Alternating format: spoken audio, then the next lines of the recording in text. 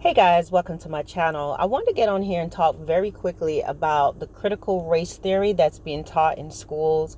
I don't know if all schools are teaching it, some are resisting, and some it is a part of the curriculum.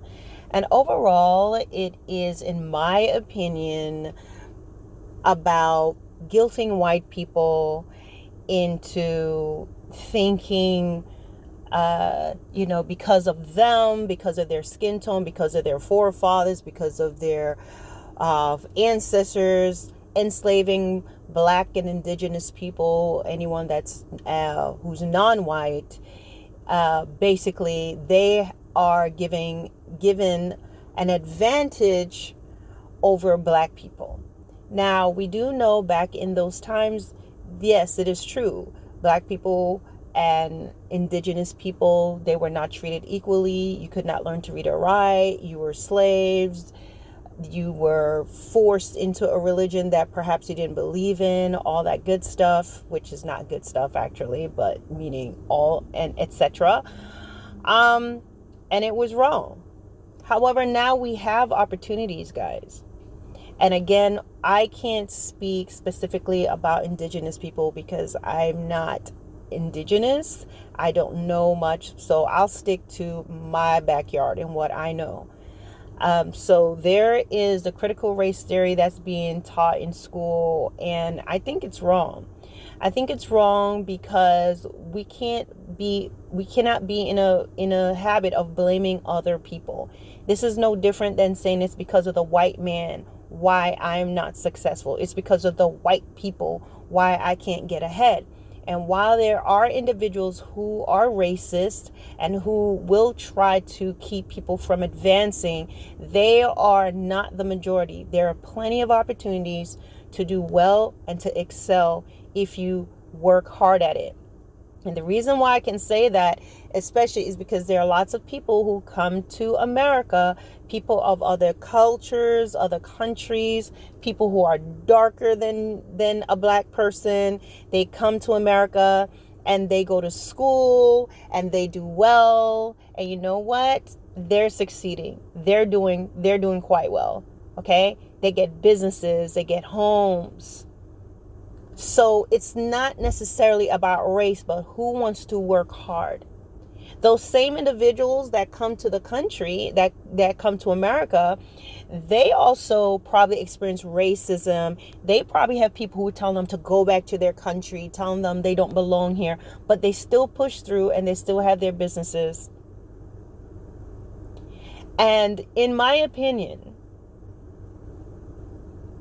this race theory, this course is another handout. It's another handout. It's another excuse to be given things. It is another form of welfare. And I'm not against people who are on welfare, because there are some people who at some point of their life, they need help. Things happen and they need the assistance. But there are people who are able-bodied that have become dependent on welfare and they refuse to work because they're getting a handout. That means they could work. They're absolutely healthy, but they are used to having that handout. They don't want to work. They're lazy. That is a fact. And then you have some people, they need it for a while. I'm in a pinch. I'm in a bind. Things have changed. I need assistance. I need some help. And you go there, you get the help you need, and then what they do, they try to do better. When they no longer need it, they get off the program so that other people who need it can get it. Critical race theory, in my opinion, is a glorified handout.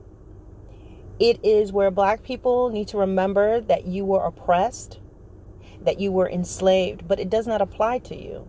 It does not apply to you today. In my opinion, what should happen, instead of those things where people who are non-white should feel guilty and should step to the side and allow the non-black person to go to the front of the line and to do this and to do that and to abuse them and to tell them how terrible they are. Rather than do that, in my opinion, we need to revamp history books. We need to be more inclusive and more diverse in history books. And rather than just writing about how black people were oppressed and how they were enslaved, while that is an important aspect, we don't just forget that it happened. It's a terrible thing. You don't want to forget what happened to the Native Americans. It's terrible what happened to them. But you also need to include individuals who did things and they achieved things. So rather than just talking about only Frederick Douglass, only talking about Harriet Tubman, which it's fine, their achievements are not, their achievements and what they did was great. We need to have things in history books about scientists and black astronauts and indigenous people who did things outside of, okay, Geronimo, which is important. But we don't know anything about things like that, really. They touch on things. They need to talk about the black pharaohs and Moors and mathematicians and inventors and scientists. They need to speak about, I can't think of his name, but he was a black person that played an integral role in designing Washington, D.C., Capitol Hill, those areas. And not just for black people, but others. We need to learn about who were surgeons and who were, as I said, mathematicians and who did great things. That is how we become more diverse. That way, black people, brown people can look and see, hey, someone that looked like me became an astronaut. Someone like me who is a surgeon. Someone like me became a billionaire or the first millionaire. These are things to motivate you as a black person or a non-black to work hard and to know it's possible. It also opens up the eyes of non-black people to see that, oh, well, black people weren't just slaves and black people weren't just uneducated individuals who their slave masters gave them an opportunity to go to school and set them free, where you're not always appearing to be under the hand of a white person and only with the goodness of a white man or a white slave master were you able to do well. Okay, there are plenty of history that debunks this whole theory of black people being less than. So I think if we are more inclusive in revamping textbooks and not making it so one-dimensional of, okay, we have an abolitionist, we had slaves, you ran away, this one was smart, this one did this. Be more diverse. Go beyond the box. Go outside the box and teach about all people who did great things, who were able to get above and outside the barriers of racism, oppression, genocide, all these things. Okay? Because a lot of times, even when you learn about the Jewish people, all we know is the Holocaust. But you don't know really too much about their achievements. And we learn about the survivors. But what else do you know about Jewish people? Do you know anything about their achievements? No. We learn about Native Americans, okay, what they went through. We hear about Geronimo. We hear about a few. But what else do we know outside of that? Not much. What about their achievements? Who's a doctor? Who's a lawyer? Who's doing great things? We don't know that. They focus a lot on the they were oppressed and there's this one Native American that escaped. Change the narrative, change the books, and be more inclusive. And what's that's going to do? That opens up the eyes of everyone else to each other's cultures, and it gives people pride, and it lets them know you can do better. You only need to work hard. You can overcome oppression. You can overcome racism. You can overcome sexism. All these things, that's what's important. The victim narrative being pushed And the white man did this, and the black man, you deserve this, and you deserve all the opportunities. No, you will be encouraged to be lazy. You'll be encouraged to be entitled. You have to work hard. You're not going to just get a scholarship because you are black. You're not going to just be to the front of the line because you came from your ancestors were slaves. What that's going to do is going to cause you to not be able to be resilient. It's not going to teach you perseverance. And you'll always be looking at yourself as if you have some sort of a handicap because you're a black person. This new curriculum is nothing more than a handout. And unfortunately, there are people who will embrace this because they want to remember, and they want to think, I am a victim and you guys owe me. This works for lazy people. This works for people who just want to get things. White children are not responsible for your black children.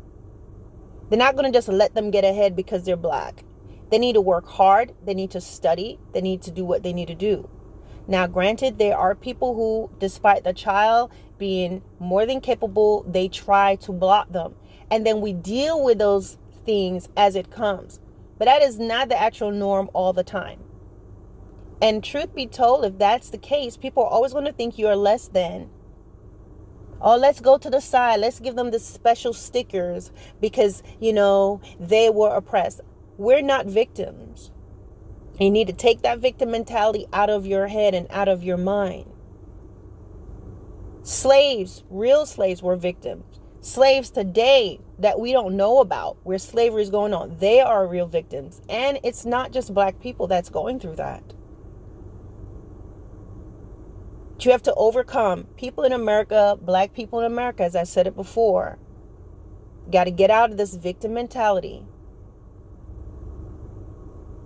Go to school, get your education, do your job, work hard. Even if you just have a minimum wage job, you do that job to the best of your ability. You show up on time, you do what you need to do, and you work hard so that you can get better things and challenge yourself. I don't want my children learning anything about no critical race theory and all this crap. You're not a victim. Things happen, but this is now. Your white friends don't owe you anything. You don't owe them anything. You're individuals on this planet. You all have purpose. You work hard toward it, to work on your goals. You learn about each other and move on. If they get something, you don't think, oh, it's because I'm black. You're seeing yourself as a flaw. You have to just accept that, you know what, that person just may be smarter than you. Or, hey, this person studied a little harder than you did.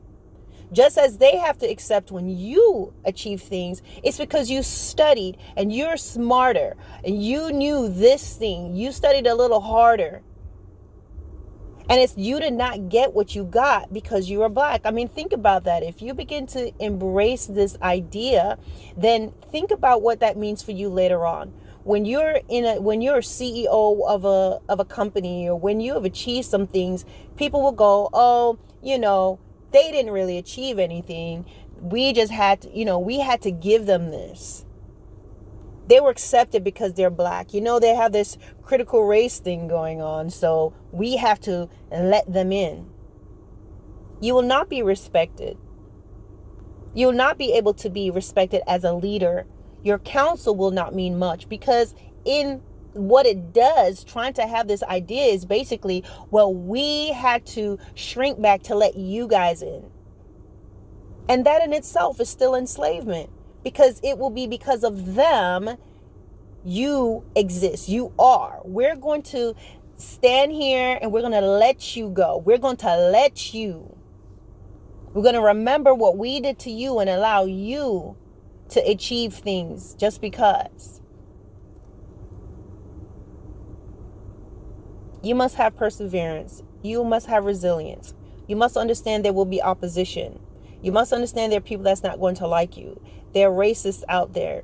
There are people who is going to hate you based on the color of your skin. They're going to have opinions, and everything is not always about race. But those things that are about race, you're going to have to face those things. And some things you got to realize they're racist, and that's all it is to it. As long as they're not doing physical harm, damage to you, trying to cause you from being able to make a living, that's their prerogative. So that's my theory on it, guys. That's my outlook on it. It is something, yes, it's good to know about things that happen, but we are not going to capitalize and we're not going to embrace victimhood as Black people. You need to work hard. You need to do the things that you need to do. You need to take care of yourselves and your community and your homes and respect one another. We're not going to be looking for handouts. We're not looking for an easy way, because there's already a mentality that Black people are lazy and they cut corners. And just because there may be some people who's feeling guilty about what has happened, this is not the way to go about it. It's being guilty about the past. The way to go about it is not to now guilt white people, non-Black people, and make them feel bad for who they are and say, oh, well, look what you did. These people are this way because of you. No, a lot of times Black people today are the way that they are based on their environment, based on their own choices, based on the behaviors of their parents, things that they chose to do or not do. Has nothing to do with dead slave owners of the past. All right, guys, let me know what you think about this.